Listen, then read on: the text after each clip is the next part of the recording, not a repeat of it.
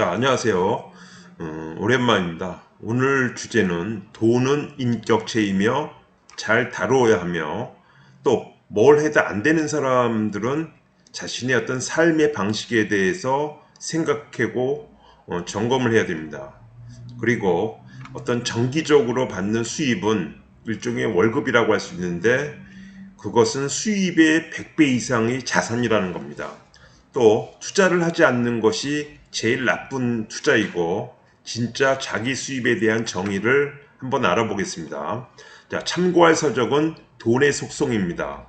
자, 이 책의 저자는 김승호 회장으로 한인 기업 최초 글로벌 외식 그룹 스노우 팍스 그룹의 회장입니다. 자, 지난 2019년 전 세계 11개국에 3,878개의 매장과 10,000명의 직원을 지닌 글로벌 기업으로 연매출 1조 원의 목표를 이루고 미국 나스닥 상장을 앞두고 있습니다. 한국과 전 세계를 오가며 강연과 수업을 통해 사장을 가르치는 사장으로 알려져 있습니다. 자, 저서로는 자기경영 노트, 김밥하는 CEO, 생각의 비밀 등이 있습니다. 이 책의 저자는 돈은 법인 회사보다 더 정교하고 구체적인 인격체라고 얘기를 합니다. 어떤 돈은 사람과 같이 어울리기 좋아하고 몰려다니며 어떤 돈은 숨어서 평생을 지내기도 합니다.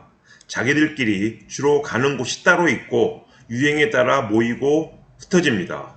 자, 자기를 소중히 여기는 사람에게 붙어있기를 좋아하고 함부로 대하는 사람에게는 패가망신의 보복을 퍼붓기도 합니다. 자, 작은 돈을 함부로 하는 사람에겐 떠나고 자신에게 합당한 대우를 하는 사람 곁에는 이자를 줍니다. 이처럼 돈은 인격체가 가진 품성을 그대로 갖고 있기에 함부로 대하는 사람에겐 돈이 다가가지 않는다고 합니다. 돈을 너무 사랑해서 집 안에만 가둬놓으면 기회만 있으면 나가려고 할 것이고 다른 돈에게 주인이 구두쇠니 오지 마라 할 것이라고 합니다. 가치 있는 곳과 좋은 일에 쓰인 돈은 그 대우에 감동해서 다시 다른 돈을 데리고 주인을 찾을 것이고 술집이나 도박에 자신을 사용한다면 비참한 마음으로 등을 돌릴 것이라고 합니다. 결국 돈은 인격체라고 볼 수 있습니다. 자, 한번 우리 학생들도 지금 얘기하는 거를 좀 잘 생각해 보기 바랍니다. 자, 저자는 KB국민은행은 1년 만기 일반 정기예금 금리가 연 몇 프로인지 알고 있나요? 1%가 안 된다고 합니다. 0.8%입니다. 자, NH농협은행의 정기예금인 큰 만족 실세 예금은 기본금리가 0.75%입니다. 자, 정부의 기준금리가 내려가면서 이자율이 대부분 1% 안으로 들어온 것입니다. 자, 한번 예를 들어 보겠습니다. 1년 만기 상품이 가장 높은 0.8%이므로 예를 들어서 100억 원을 갖고 있다면 이자는 100억 원 곱하기 0.08에서 8천만 원 정도가 나옵니다. 자, 거기다가 15.4%의 이자 과세를 1232만 원을 제한다면 세후 실수령액은 100억 6,768만 원으로 실제 6,768만 원을 벌었으니 이 정도로 충분히 이자로 살 수 있을 거라고 생각합니다. 그런데 한 가지 더 생각을 해야 됩니다. 한국통계청이 소비자 물가 조사에서 나온 자료를 살펴보면 이 책의 저자는 최근 5년간의 평균 소비자 물가 상승률은 약 한 1.1%입니다. 그러나 2019년도 물가 상승률은 0.4%이니까 1,000억 원 곱하기 0.04라면 4천만 원을 제한다면은 2,768만 원의 이익입니다. 이거를 12개월을 나눈다면은 100억 원에 대해서 230만 원 정도밖에 되지 않는다고 합니다. 자, 100억 원은 거금이지만 일정한 소득을 손실 없이 만들려고 하면 생각보다 적은 놈입니다. 반대로 당신에게 230만 원의 어떤 정기적 수입이 있다면은 이것은 이렇게 생각할 수 있습니다. 100억 원을 가진 자산가나 별반 다를 것이 없다는 겁니다. 자, 정기적이고 고정적으로 들어오는 수입은 보통 그 액수의 100배 규모의 자산의 힘과 같다는 겁니다. 그만큼 정기적인 자산은 높은 가치를 가진 고품질 자산이고요. 정말 100억 원을 가졌어도 230만 원 급여 생활자의 생활 태도를 넘어서는 순간 당신의 재산은 결국 감소된다는 겁니다. 이 사실을 인지하고 검소하고 단정한 삶을 살아야 합니다. 선생님이 학교 다닐 때만 해도 돈에 대해서 얘기를 하는 것 자체를 주위에서 별로 좋아하지는 않았습니다. 하지만 지금은 시대가 바뀌었습니다. 경제 개념을 일찍부터 알고 돈에 대해서도 우리 학생들도 긍정적인 면을 잘 봐야 할 것입니다. 자, 주식을 구매하는 방법으로 저자는 자신이 가장 관심 있는 분야에서 제일 잘 나가는 회사를 찾으라고 합니다. 예를 드는 겁니다. 자, 해당 업계에서 시가총액이 가장 큰 회사를 고르고요. 분야 1등은 아주 중요합니다. 1등은 대체로 망하지 않으며 시장에 위기가 생기면 오히려 업계를 장악하기도 합니다. 업계 1등 기업을 골라 자기 형편에 따라서 매달 한 장 이상씩 주식을 구매하는 겁니다. 구매한다는 것 그 자체가 매우 중요합니다. 자, 일단 한 주라도 가지면 그 주식에 대해서 관심을 갖게 되니까 해당 기업 관련 뉴스나 업계 정보가 눈에 들어오고 또 이에 따라서 경제 용어가 저절로 이해가 됩니다. 그렇게 1년간 꾸준히 모으기 바랍니다. 주식이 떨어지면 싼 가격에 더 살 수 있는 것이고 올라가면 오른 대로 또 좋겠죠. 걱정할 것은 오히려 너무 빨리 급등하는 겁니다. 이렇게 5년, 10년 꾸준히 주식을 모으다 보면 우리 학생들, 여러분도 사업가가 될 수 있습니다. 자, 주식 투자에 성공하는 사람들은 크게 세 가지 특징이 있다고 합니다. 선생님도 조금씩 주식을 하고 있지만 우리가 속칭 얘기하는 주린입니다. 자, 첫째, 자신을 경영자로 생각하라고 합니다. 투자금을 모아 함께 회사를 만든다고 생각하기에 회사의 본질을 잘 이해하려고 합니다. 무슨 회사인지, 자, 무엇을 할 것인지, 어떻게 운영하는지 잘 이해하고 있습니다. 그러다 보면 회계장부와 연간 보고서를 꼼꼼히 살피게 되겠죠. 잘 모르겠지만. 그러면 다른 사람이 평가나 걱정에 잘 흔들리지 않습니다. 둘째, 보유하고 있는 돈이 품질이 좋은 돈이어야 합니다. 자, 성공하는 사람들의 자금은 돌같이 단단하고 무겁습니다. 이 돈은 당장 어디로 갈 생각도 없고 오랫동안 그 자리를 차지하고 있어도 편합니다.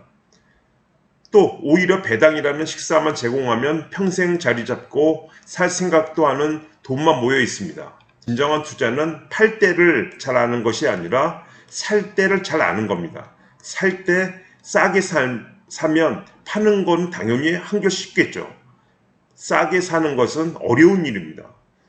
더군다나 좋은 주식을 싸게 사는 것은 쉽지 않습니다. 그래서 크게 성공할 회사를 아직 크지 않았을 때 골라 오래 기다리는 인내와 또 폭락장에서 한꺼번에 가격이 내려간 주식을 공포 속에서 모으는 용기도 가져야 합니다. 공포가 퍼져 있을 때는 훌륭한 주식도 결국 헐값에 살 수가 있다고 합니다.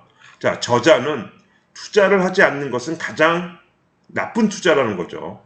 자신은 무엇인가 항상 투자를 하고 있어야 한다고 합니다. 물론 투자를 위해 대기하는 자본도 결국 그것도 투자죠. 그러나 아무 계획도 없고 아무 욕망도 없는 자산은 결국 그것은 죽는 것입니다. 나는 이만하면 괜찮아. 그래. 가장 나쁜 투자는 아무것도 하지 않는 투자라는 것입니다. 저자는 주식도 내가 원하는 가격에 다다르면 무리하지 않고 지정가로 삽니다. 굳이 쫓아가서 매달리지도 않는다는 거죠. 적정 가격을 산정하고 한 달이고 두 달이고 1년이고 기다린다고 합니다. 매번 시장에서 이익을 남길 필요는 없는 거죠. 다른 사람이 이익을 나의 손실로 생각하지 않습니다. 다음 매몰에서 이익을 남겨도 되기 때문입니다. 주식에서 돈을 버는 방법에 대해서 얘기하는 것 같지만 한번 돈에 대한 개념을 이해하기 바랍니다. 자, 저자는 매수와 매도에 대해 스스로 기준이 있어야 한다고 합니다. 자, 남이 만들어준 기준이 아닌 내가 만든 기준입니다. 시장에서 가장 바보 같은 질문이 남에게 매수 매도 시기를 묻는 것이라고 합니다. 이걸 묻는다는 것은 결국 스스로의 기준이 없다는 거죠. 자, 기준이 없다는 뜻은 투자를 왜 하고 있는지 본인을 설득하지 못한다는 뜻입니다. 그리고 투자는 최소 5년은 기다려야 제 가치를 한다고 합니다. 최소한이란 말에 주목을 해야 합니다. 자, 시간이 없는 돈을 투자하면 그 조급함에 당연한 기회도 놓치게 됩니다. 자, 수입이 일정하지 않은 사람은 결국 투자금을 사용하게 됩니다. 일정한 수입, 아까 위에서도 얘기를 했죠. 일정한 수입은 이미 투자한 돈도 보호해 줄 수 있는 지원금입니다. 자, 일정한 수입에서 일정한 돈을 투자금으로 활용하는 겁니다. 승부욕이 또 너무 강한 사람은 조그마한 어떤 주식의 어떤 등락, 뭐 다른 것도 마찬가지죠. 흥분하기 마련입니다. 투자에 성공하면 자, 모든 곳에 소문을 내서 자랑하느라 바깥으로 이익이 없어지고 실패하면 폐인이 될 수 있습니다. 자, 투자를 잘하는 사람은 침착해야 합니다. 자, 성공을 해도 의젓하고 손해가 나도 의젓해야 됩니다. 자, 저자는 연간 1억 원을 버는 학원 원장이 1억 원이 자기 수입이라고 생각하면 안 된다고 합니다. 우리 일반적으로 1억 원을 번다고 하면 엄청 잘 나가는 사람으로 생각하고 있겠죠. 그렇지만 그것도 어느 순간이면 끝날 수밖에 없는 겁니다. 자, 1억 원 중에 아끼고 저축해서 어딘가 투자된 돈이 매달 만들어내는 수익이 자신의 진짜 수입이라고 얘기를 합니다. 만약 몇 년을 모아 오피스텔을 하나 사고 50만 원의 임대료를 받게 된다면 그 50만 원이 온전한 진짜 자기 수입이라는 겁니다. 자, 결국 노동에 투여되지 않고 생긴 고정적인 정기 수입이 자신의 진짜 수입이라고 합니다. 자, 개인의 경제활동에서는 자본에서 생긴 돈만이 내 돈이라고 합니다. 적극적인 재산 이동을 통해 하루하루 자본 이익을 만들어내야 합니다. 뭘 해도 안 되는 사람들이 있습니다. 이런 사람은 운이 나쁘다 생각하겠지만 그런 사람들은 자신의 어떤 삶의 방식을 처음부터 다시 점검해야 한다고 합니다. 자, 이런 사고가 잦아지면 인생이 삶에 경고를 주는 것이라 생각하고 큰 사고가 나기 전에 평소의 모든 삶을 점검해야 한답니다. 자, 여러 가지 작은 사고가 모여 나중에 큰 사고가 되기 때문이죠. 자, 돈을 함부로 대하는지, 쓸데없는 인연이 너무 많은지, 자, 음식은 정갈하고 제때 먹는지, 남을 비꼬거나 흉보지 않는지, 욕을 달고 살진 않는지, 그러니까 불평불만이 많다는 거죠. 이런 모든 면에서 자기 반성부터 해봐야 한다는 겁니다. 일이 잘 풀리지 않는 사람은 음식도 마찬가지입니다. 음식을 줄이며 절대로 배가 부르게 먹지 말고 진하고 거친 음식을 멀리하고 일정하게만 먹어도 다시 운이 돌아온다고 합니다. 선생님도 최근에 어떤 일본의 어떤 철학가가 쓴 책을 봤는데 지금 식사에 대해서 얘기를 하더라고요. 식사를 많이 줄여라. 그러면 결국 어떤 복이 온다. 그런 얘기를 하더라고요. 자, 그러면 몸이 가벼워지고 운동을 하고 싶어지며 걷고 움직이다 보면 결국 생각이 맑아진다고 합니다. 그제서야 비로소 욕심과 욕망을 구분할 줄 알게 된다고 합니다. 참을 수 있게 되고 홀로 있어도 두려움을 통제할 수 있고 진정한 친구도 볼 수 있다고 합니다. 자, 저자는 어느 정도 안정이 되고 여유가 있어서 자만하면 안 된다고 합니다. 그러니까 겸손하라는 거죠. 선배와 친구를 존중하고 후배나 제자에게 다정하고 이들이 보이지 않는 곳에서도 한결같아야 한다는 거죠. 비방을 한다든지 그러면 안 되겠죠. 말을 줄이고 남의 이야기를 경청해야 한다고 합니다. 선생님도 지금 이 글을 보면서 나도 이래야 되겠다는 생각이 듭니다. 자, 인간의 마음은 말에 나타나고 말에 정이 없으면 남을 감동시키거나 바꿀 수가 없습니다.